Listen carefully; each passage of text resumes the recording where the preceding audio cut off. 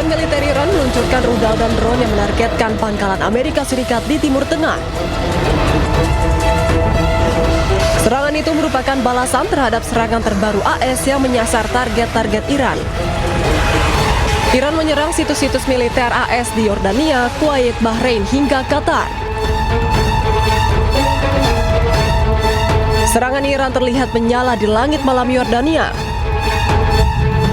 Sejumlah rudal Iran pun menghantam pangkalan udara Raja Faisal di Yordania. Drone Shahid Iran juga menghancurkan sebuah gudang di Kuwait hingga meledak hebat. Citra satelit menunjukkan kerusakan parah di pangkalan AS di Bahrain dan Qatar akibat serangan Iran. Hingga kini pasukan AS masih terus menyerang Iran hingga Selasa. Sementara itu, ahli digital forensik Rismon Sianipar buka suara terkait sidang pra-peradilan Roy Suryo. Rismon menyebut dirinya tidak akan memilih mengajukan pra-peradilan jika jadi terdakwa dan akan menggunakan keilmuannya untuk membuktikan kebenaran. Kalaupun saya saat itu diberi maaf oleh Pak Jokowi dan saya dijadikan terdakwa, ya, maka saya tidak akan mengajukan IRJ. Saya tidak akan mengajukan pra-peradilan, Bang. Sesuai dengan apa yang saya jawab dalam BAP saya, baik sebelum maupun sesudah dinyatakan saya tersangka. Artinya hadapin aja gitu ya? Hadapi, karena pada saat itu ada ratusan ya, Bang, ya, BAP itu semua saya jawab penuh dengan keilmuan saya. 3 hari loh? 3 hari tidak berturut-turut ya, Bang, ya, Senin, Kamis, dan Senin lagi akhirnya minggu depannya. Iya, 3 kali full sampai jam 6 sore. Itu semua saya jawab, sehingga ketika saya menjadi terdakwa, saya akan banjiri persidangan saya itu dengan keilmuan saya, dengan terminologi yang saya kuasai selama 30 tahun sejak saya kuliah di Teknik Elektro UGM. Itu Ya pemirsa, rencananya sebanyak 15 teman masa kuliah Presiden ke-7 Republik Indonesia Joko Widodo akan dihadirkan menjadi saksi di persidangan kasus ijazah dengan terdakwa Roy Suryo dan Dr. Tifa. Hal ini diungkapkan oleh Ketua Umum Pradi Bersatu Adi Darmawan saat menyambangi kediaman Jokowi di kawasan Sumber Solo, Jawa Tengah pada Rabu siang. Ade mengatakan saksi-saksi yang akan dihadirkan adalah rekan satu angkatan, satu fakultas, bahkan teman satu kelas Jokowi saat kuliah di UGM. Ade menambahkan para saksi yang akan hadir bukan merupakan perintah Jokowi, melainkan inisiatif dari teman-temannya sendiri. Ya, saksi-saksi tentunya harus siap betul bahwa apa yang menjadi keterangan itu mengalir seperti biasa. Dan tentunya beliau semua teman-teman Bapak kompak untuk memberikan keterangan yang lebih kompak. Dan tentunya apa yang diberikan keterangan di penyidik sampai pengadilan, itulah yang akan kita. Sementara itu, mediasi kedua gugatan perbuatan melawan hukum terkait dokumen ijazah Jokowi belum mencapai kesepakatan. Penggugat menilai proses mediasi belum menghasilkan titik temu.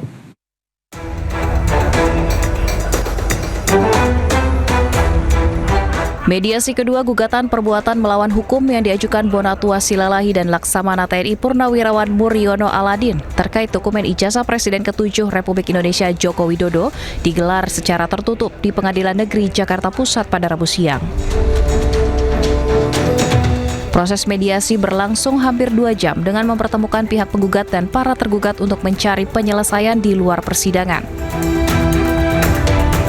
Usai mediasi, pihak penggugat menyatakan belum ada kesepakatan. Para tergugat belum menyampaikan solusi maupun penawaran penyelesaian melalui jalur mediasi. Sejumlah tergugat juga tidak hadir dalam proses mediasi. Saya mohon hadirlah ya untuk memastikan bahwa kita ini berbicara dengan benar-benar prinsipal, sehingga diskusi kita ini tidak akan berlarut-larut terbuntur oleh jawaban lawyer mereka yang serba terbatas, yang saya rasa juga tidak punya kekuasaan untuk menjawab pertanyaan-pertanyaan kita. Itu yang kami marah sebenarnya, kecewa berat, sangat kecewa. Kalau mereka menantang untuk langsung ke persidangan berikutnya, oke, kami akan ikutin. Jadi ingat bahwa bukan pribadi kami itu menggugat, tapi ini adalah untuk mewakili warga negara yang waras. Mediasi ulang dijadwalkan kembali digelar pada 22 Juli mendatang. Apabila tidak tercapai kesepakatan, perkara akan dilanjutkan ke tahap pembuktian di persidangan. Dari Jakarta, Yasmin Atania, Ade Supriyatna, iNews melaporkan. KPK telah menerima permintaan secara lisan untuk melakukan supervisi terhadap kelanjutan penyidikan perkara yang menyeret ex Jampitsus Febri Ardiansyah. Kami akan segera kembali.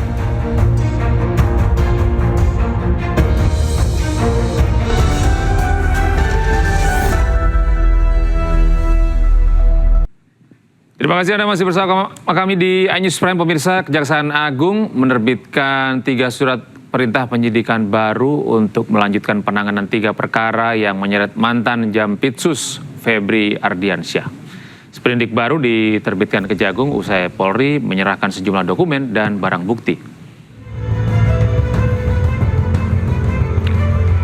Kepala Pusat Penerangan Hukum Kejaksaan Agung Anang Supriyatna menyatakan penerbitan 3 sprindik dilakukan setelah penyidik Polri menyerahkan dokumen serta barang bukti kepada penyidik Kejagung. Anang juga menegaskan Kejagung tetap akan bersinergi dengan penyidik Polri dalam proses penyidikan lanjutan.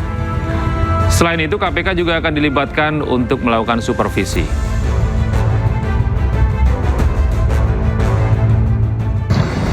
Memang hari ini, per hari dari kemarin secara berlanjut telah dilakukan penyerahan sejumlah barang bukti terkait dengan kasus dugaan tindak pidana korupsi dan TPPU dalam 3 perkara dari penyidik Polri kepada penyidik di Kejaksaan Agung. Dan saat ini Kejaksaan Agung telah menerbitkan sprindik sebanyak 3 sprindik. Ada 3, yaitu terkait sprindik nomor 43 dugaan tindak pidana korupsi dan TPPU untuk PT Krakatau. Yang kedua sprindik nomor 44 dugaan tindak pidana korupsi untuk perkara PLTU PLN yang bailout. Ketiga, sprindik 45 terkait dengan Asabri, sebagaimana laporan yang kita terima dari penyidik Polri. Jadi sudah dibentuk, dan semenjak diterbitkan sprindik, maka segala kegiatan dan tindakan-tindakan yang bersifat pro justisia sudah beralih kepada penyidik kejaksaan. Dan dalam pelaksanaannya kita tetap bersinergi dan berkolaborasi dengan penyidik Polri, dan juga kita akan berkolaborasi dengan KPK untuk mensupervisi proses penyidikannya, dan juga tentunya sesuai dengan kemarin bahwa mitra kita dari Komisi 3 DPR akan ikut juga mengawasi pelaksanaan proses penyidikan yang sudah diserahkan kepada penyidik Kejaksaan Agung. KPK telah menerima permintaan secara lisan untuk melakukan supervisi terhadap kelanjutan penyidikan perkara yang menyeret ex Jampitsus Febri Ardiansyah. Meski sudah berkoordinasi, KPK menilai masih terlalu dini untuk mengambil alih kasus ini.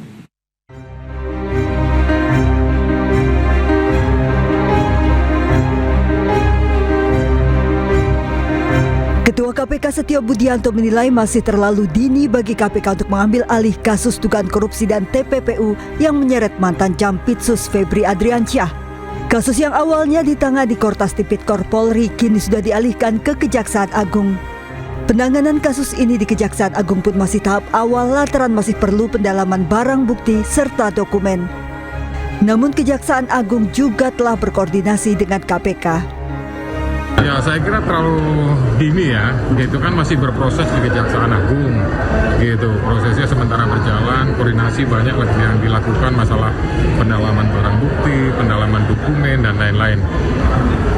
Baru proses awal, Jadi menurut saya ya silakan berproses dulu lah. Sedikit banyak sudah adalah pembahasan dari beberapa waktu yang lalu. Artinya itu menunjukkan keseriusan daripada Kejaksaan Agung untuk menindaklanjuti penanganan.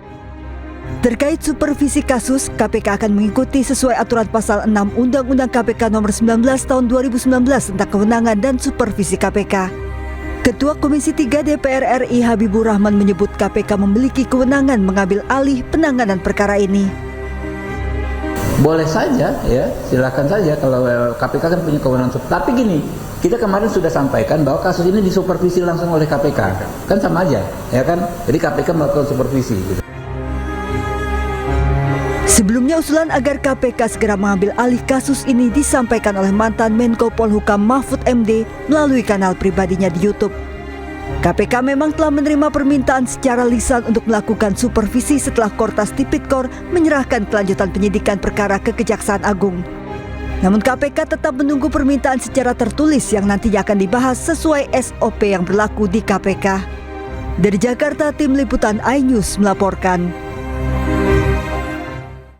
Sementara itu Kejaksaan Agung telah membentuk tim penyidik khusus untuk mengusut perkara yang menyeret Febri Adriansyah. Tim penyidik khusus ini merupakan bentukan Kejagung yang diisi oleh 9 jaksa senior yang mayoritas merupakan alumni dari KPK.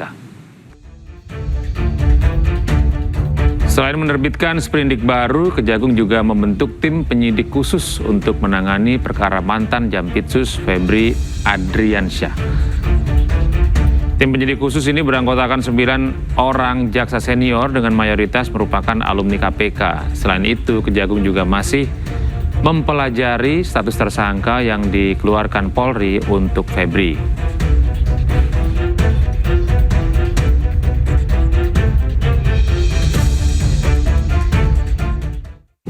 Kejaksaan Agung menyebut status ex-Jampitsus Febri Adriansyah kini masih sebagai saksi. Hal ini setelah Kejaksaan menerbitkan surat perintah penyidikan atau sprindik baru untuk melanjutkan penanganan perkara yang dialihkan dari Polri. Tidak gugur, tapi kan kita sprindik dulu, terbit.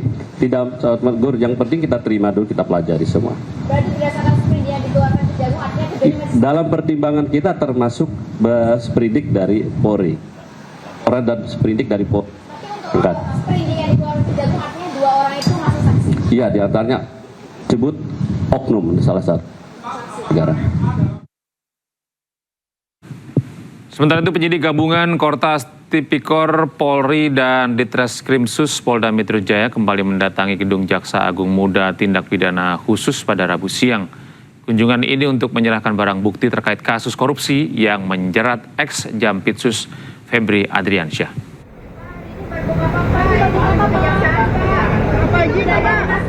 Rombongan penyidik tiba di Gedung Bundar Pitsus sekitar pukul 11:30 waktu Indonesia Barat menggunakan 5 kendaraan termasuk 2 mobil mewah.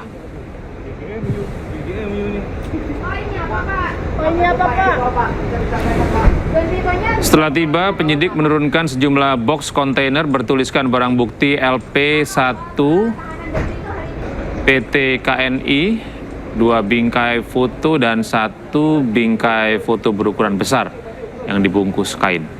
Seluruh barang tersebut kemudian langsung dibawa masuk ke gedung Pitsus Kejaksaan Agung. Selain itu terlihat juga 2 kendaraan mewah yakni Toyota Alphard berwarna hitam dan BMW berwarna biru turut diparkir di area gedung. Diketahui pada hari Selasa kemarin penyidik juga telah mendatangi Kejaksaan Agung dengan membawa sejumlah barang bukti berupa box kontainer.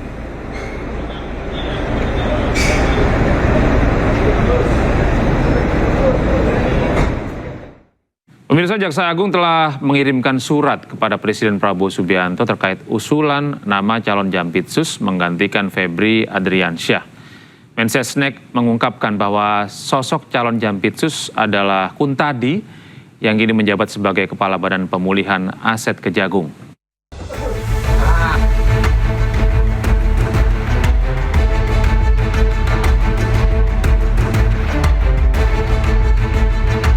Usai Jampitsusnya jadi tersangka kasus mega korupsi, Jaksa Agung ST Burhanuddin telah mengirimkan surat kepada Presiden Prabowo Subianto terkait usulan nama calon Jaksa Agung Muda bidang tindak pidana khusus atau Jampitsus menggantikan Febri Adriansyah.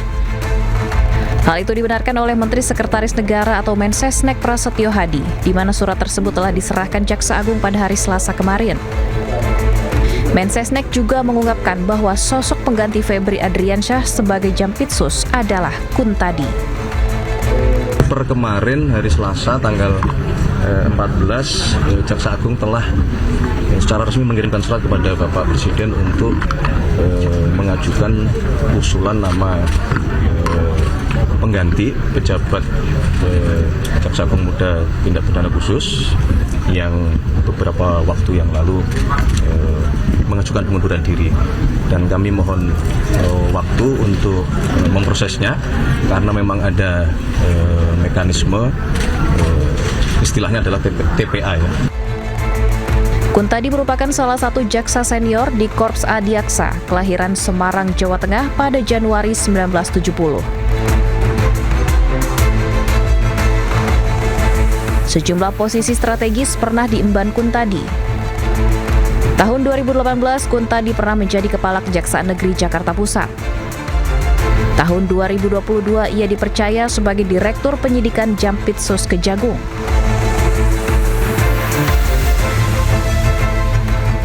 Tahun 2024, Kuntadi dipromosikan sebagai Kepala Kejaksaan Tinggi Lampung dan kemudian dipindahkan sebagai Kepala Kejaksaan Tinggi Jawa Timur.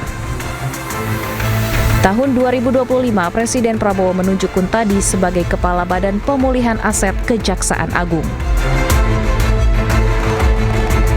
Mensesnek juga menambahkan mekanisme tim penilaian akhir mengenai usulan Jampitsus baru bisa dirampungkan pekan ini. Pemerintah akan memprioritaskan proses penilaian itu sehingga bisa segera diumumkan ke masyarakat melalui keputusan Presiden. Berkunjung ke Kabupaten Lampung Timur Lampung, Gibran Rakabuming Raka minta maaf ke warga desa Pugung Raharjo yang sempat kecewa dengan ketidakhadiran Jokowi. Sesaat lagi kami akan segera kembali.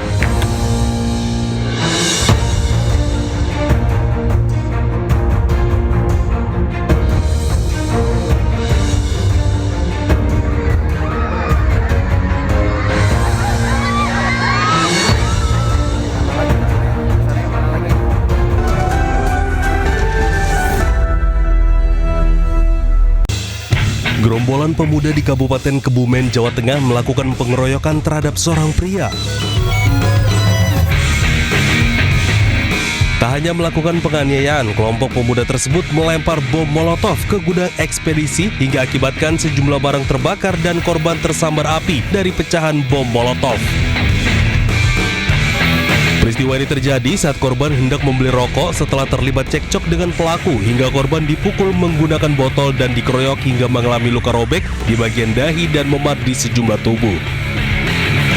Penganiayaan dan penyerangan ini polisi menetapkan 4 tersangka dan amankan sejumlah bukti pecahan botol, bambu dan 1 unit sepeda motor. Sekarang sudah kami amankan 4 orang di Polres.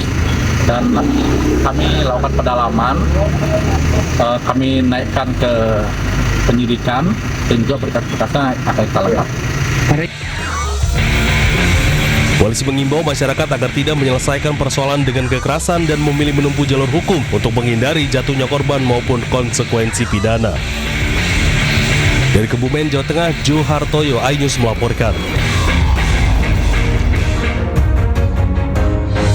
Halo, selamat malam pemirsa. Informasi penetapan 4 tersangka oleh Polres Kebumen, Jawa Tengah atas kasus pengeroyokan di Kebumen, Jawa Tengah tadi menjadi pembuka jumpa kita di iNews Prime hari ini. Selain itu, iNews Prime juga akan hadirkan informasi penting lain. Kejaksaan Agung menerbitkan 3 surat perintah penyidikan baru untuk melanjutkan penanganan 3 perkara yang menyeret mantan Jampitsus Febri Ardiansyah. Saya Gede Satria, inilah iNews Prime selengkapnya.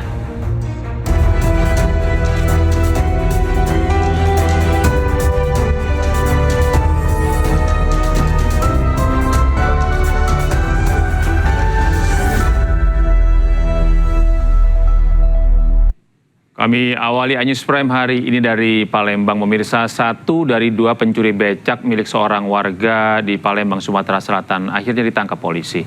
Pelaku ditangkap di atap rumah saat hendak lari dari kejaran polisi.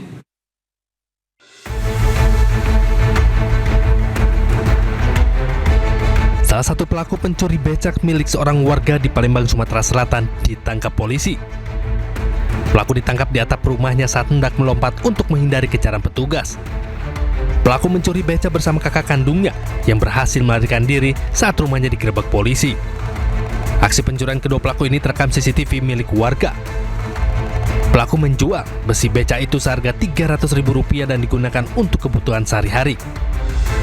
Mereka berdua membawa becak itu ke rumahnya, lalu dipotong-potong dan dijualkan ke tempat rongsokan.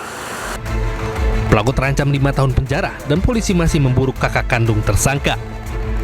Dari Palembang, Sumatera Selatan, Muhammad David, iNews melaporkan. Polda Metro Jaya menyerahkan tumpukan dokumen di sidang pra-peradilan Roy Suryo. Agenda sidang kali ini adalah pembuktian dari Polda Metro Jaya sebagai termohon yang juga menghadirkan seorang ahli.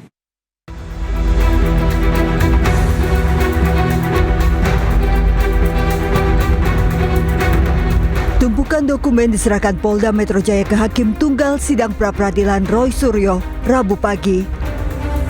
Tumpukan dokumen tersebut menjelaskan daftar barang bukti yang dimiliki polisi dalam menetapkan Roy Suryo sebagai tersangka. Selain tumpukan dokumen, Polda Metro Jaya juga menghadirkan saksi ahli hukum pidana Erdianto Effendi untuk memperkuat argumentasi polisi terkait keabsahan penetapan tersangka Roy Suryo. Kalau masalah relevan atau tidak relevan kan tidak sampai ke sana. Yang kita kan pra-peradilan terbatas pada ada atau tidak alat bukti. Masalah relevan atau tidak relevan nanti di pokok perkara atau. Agenda sidang kali ini merupakan pembuktian dari Polda Metro Jaya. Namun Roy Suryo dan kuasa hukum menilai banyaknya barang bukti polisi tidak serta-merta bisa menjadi dasar penetapan tersangka. Maka dalam hal memeriksa sah tidaknya penetapan tersangka, yaitu harus dilihat kualitas minimal 2 alat bukti permulaan yang cukup. Jadi bukan soal banyaknya alat bukti, ya. 148 saksi yang diperiksa oleh Polda Metro Jaya itu lebih banyak menerangkan peristiwa pencemaran nama baik dan fitnah, bukan kepada pokok pasal 32 yang ancaman pidananya 8 tahun. Pada sidang sebelumnya, Roy Suryo menghadirkan 4 orang saksi fakta dan seorang saksi ahli serta bukti-bukti. Dari Jakarta, tim liputan iNews melaporkan.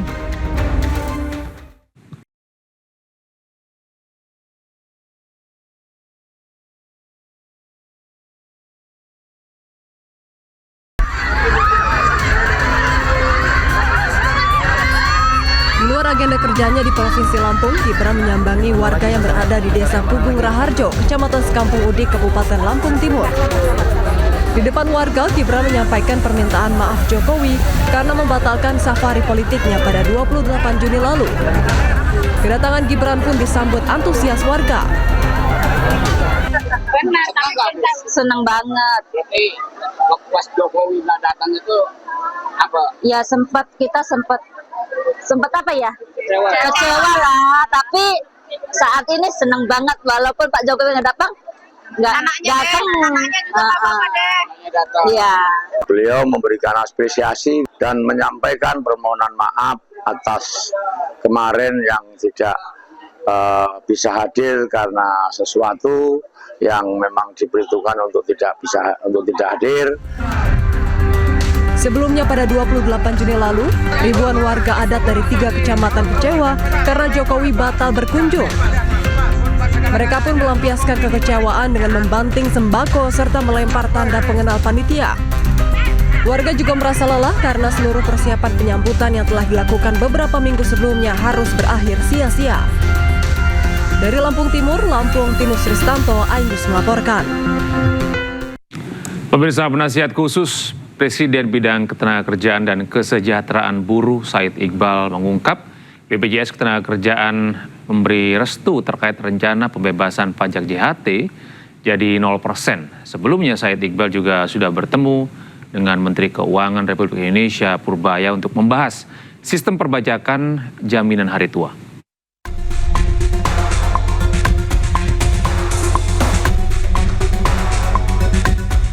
Penasehat khusus Presiden bidang ketenagakerjaan dan kesejahteraan buruh Said Iqbal menggelar pertemuan tertutup dengan Direktur Utama BPJS Ketenagakerjaan Saiful Hidayat pada hari Selasa. Pertemuan itu membahas mengenai agenda krusial mulai dari reformasi sistem perpajakan jaminan hari tua, penyelarasan data pemutusan hubungan kerja, hingga program pemberdayaan ekonomi untuk para penerima manfaat JHT.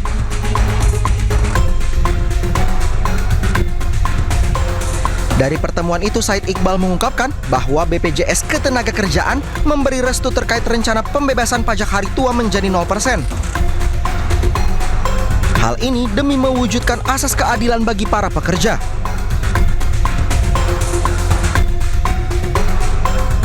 Sebelumnya, Said Iqbal telah mendatangi Menteri Keuangan Purbaya Yudi Sadewa untuk menyampaikan aspirasi buruh yang mengusulkan agar pajak atas jaminan hari tua ditetapkan sebesar 0%.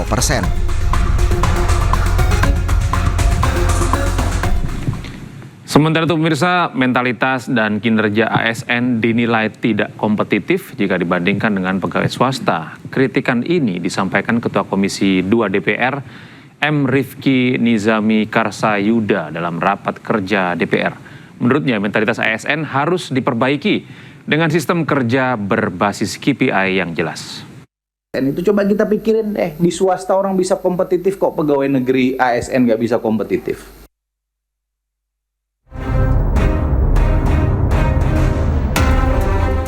Komisi 2 DPR, M. Rifki Nizami Karsayuda, mengkritik mentalitas dan kinerja aparatur sipil negara ASN yang dinilai tidak kompetitif jika dibandingkan dengan pegawai swasta.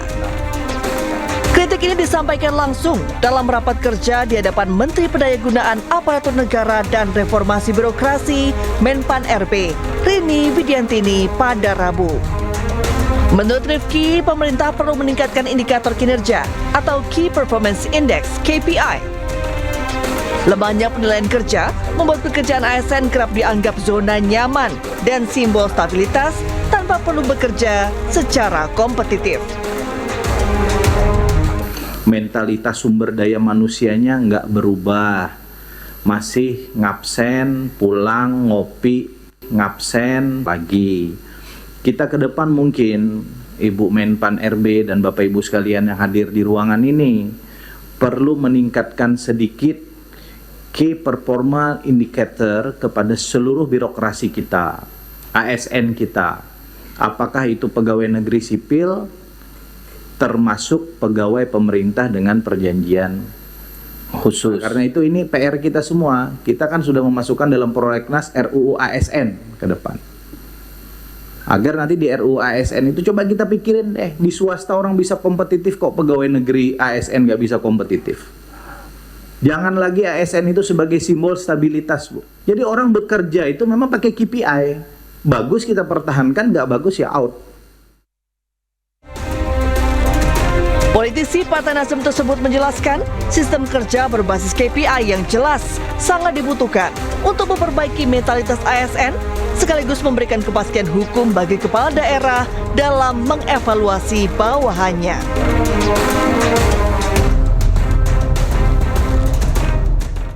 Sementara itu Kepala Badan Kepegawaian Negara Prof. Zudan Arif Fakrullah menanggapi kritik Ketua Komisi 2 DPR terkait mentalitas dan kinerja ASN yang dianggap perlu diperbaiki. Menurutnya, pemerintah punya kinerja harian ASN sehingga kinerja ASN bisa terbaca dalam sistem digital. Mewadahi kerisauan Bapak Ketua tadi, ASN kita itu sudah bisa diterapkan kinerja harian.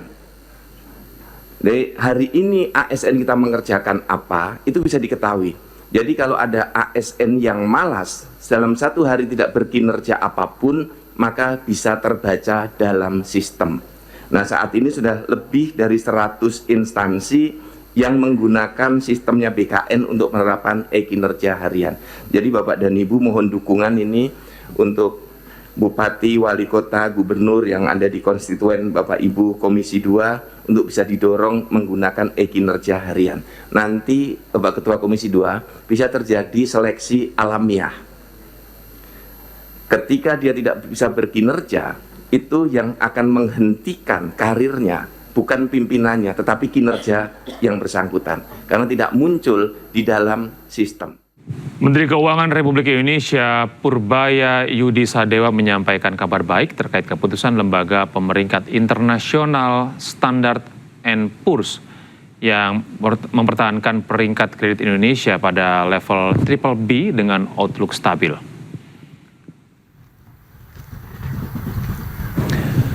Purbaya sempat menyoroti kondisi Indonesia yang sejak awal tahun diterpa berita negatif hingga ada ancaman rating diturunkan. Dengan pengumuman baru ini, Purbaya optimistis Indonesia ke depan akan bergerak lebih maju dan berani. Purbaya pun yakin Indonesia akan mewujudkan misi Indonesia Emas. Hal itu disampaikan Purbaya saat rapat paripurna DPR RI di Kompleks Parlemen Senayan, Jakarta pada hari Selasa. Hal yang kita ambil positif dari pernyataan atau rating S&P ini adalah dari awal tahun sampai sekarang kita selalu didera oleh berita negatif, rating kita akan turun, anggaran kita dilakukan secara brutal dan lain-lain, sehingga ada kesan bahwa peringkat utang kita akan diturunkan, bukan outlooknya saja malah. Jadi pengumuman S&P ini memberikan indikasi yang jelas bahwa memang lembaga internasional yang benar, yang jujur dan prudent dan independen melihat kebijakan kita baik. Tentunya ini berkat dukungan juga Komisi 11 dan anggota DPR yang lain. Jadi ke depan kami tetap minta didukung dalam hal kerjasama agar pemerintah tetap bisa menjalankan anggarannya secara prudent sesuai dengan undang-undang dan tidak ada penyelewengan di sana-sini. Jadi saya pikir ke depan dengan berita ini kita bisa mulai lebih berani menceritakan sentimen positif ke masyarakat, ke pasar modal dan lain-lain termasuk rupiah, bahwa kita ke depan tinggal maju saja, tidak mundur lagi. Jadi Indonesia tidak Indonesia cemas, tapi Indonesia menuju ke Indonesia emas. Tentunya dengan dukungan Komisi 11 dan seluruh anggota DPR RI, termasuk Banggar. Kementerian Haji dan Umroh meminta dana sebesar 4 triliun rupiah ke Badan Pengelola Keuangan Haji. Permintaan ini dilakukan untuk biaya uang muka penyelenggaraan haji tahun 2027 ke Otoritas Arab Saudi. Permintaan dana sebesar 4 triliun rupiah Kementerian Haji dan Umroh ke BPKG diungkapkan Menteri Haji dan Umroh Muhammad Irfan Yusuf saat rapat kerja dengan Komisi 8 DPR RI. Permintaan dana dilakukan untuk pembayaran uang muka penyelenggaraan haji tahun 2027 ke Otoritas Arab Saudi. Pembayaran ini sesuai dengan ketentuan pemerintah Arab Saudi yang membuka pendaftaran mulai 15 Juli hingga 13 Agustus 2026. Selain kewajiban pembayaran juga untuk mempertahankan lokasi tenda jamaah Indonesia di musim haji 1447 Hijriah untuk kembali digunakan bagi musim haji 1448 Hijriah nanti. Jumlahnya berapa? Jumlahnya 8.800.000 sekian, sekitar Saudi Rial sekitar 4 triliun lebih 7 miliar sekian. Tenggatnya kapan? Kenapa? Tenggatnya besok dimulai pembayaran.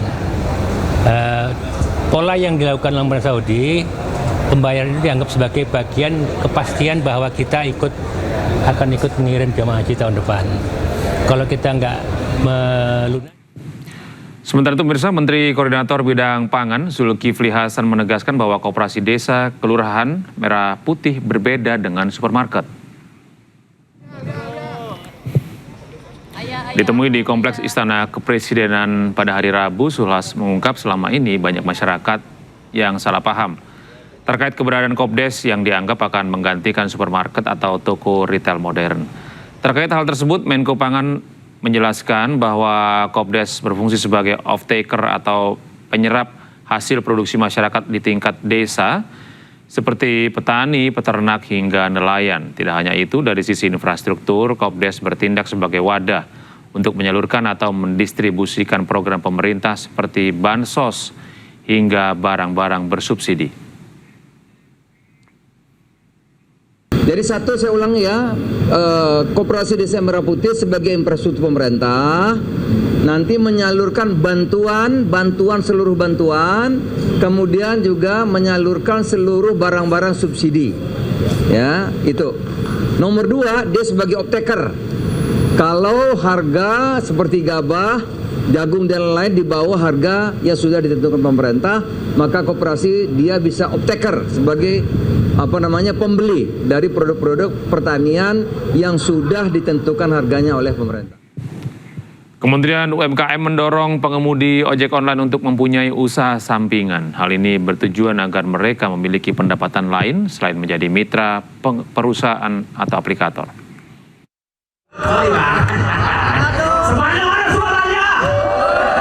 Usai pengemudi ojek online berstatus UMKM, Kementerian UMKM mendorong para pengemudi ojol untuk memiliki usaha sampingan guna memanfaatkan fleksibilitas waktu yang dimiliki. Dalam pertemuan dengan ratusan mitra pengemudi online, Deputi Usaha Kecil Kementerian UMKM Temi Satya Permana menyebut pihaknya nantinya akan memberikan pendampingan dan dukungan agar para pengemudi ojol dapat mengembangkan usaha di sektor lain, mulai dari pelatihan dan peningkatan kapasitas kewirausahaan hingga pembiayaan melalui kredit usaha rakyat atau KUR. Penyaluran KUR kepada pengemudi ojol yang menghadapi keterbatasan modal pun akan semakin mudah karena aktivitas mereka telah berada dalam ekosistem digital yang dibangun melalui masing-masing platform. Kalau di kelurahan gue dicontek yang menang ini Prancis. Janji Pak Menteri tadi bahwa harus Inggris akan menghadapi Argentina pada semifinal Piala Dunia 2026. Laga dengan rivalitas panjang ini diprediksi akan berjalan sengit. Kami akan hadirkan informasinya sesaat lagi.